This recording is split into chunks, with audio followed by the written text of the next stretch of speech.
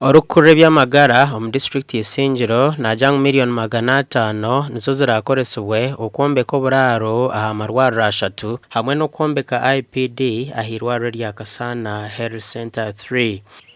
Isingiro guno kuri mwaka gwa kabiri itombeka IPD Kasana, itombeka 3 staff houses emu Ngarama, Mbare negirushasha.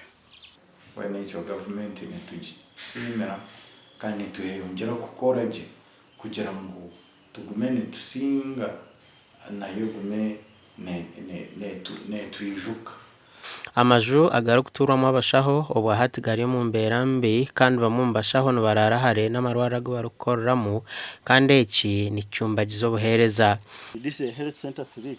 They had only those 2 rooms whereby the doctors and the nurses are sharing.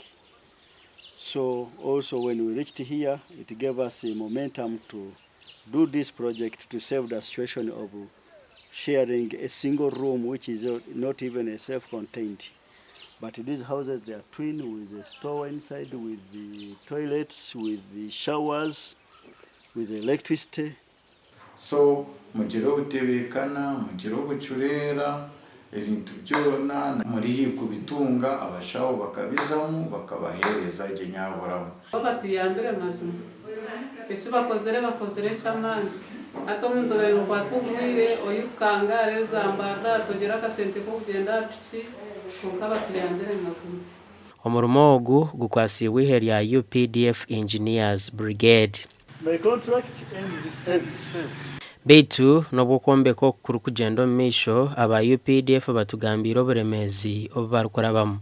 Of course project is very far, like omwezi gwa November and December.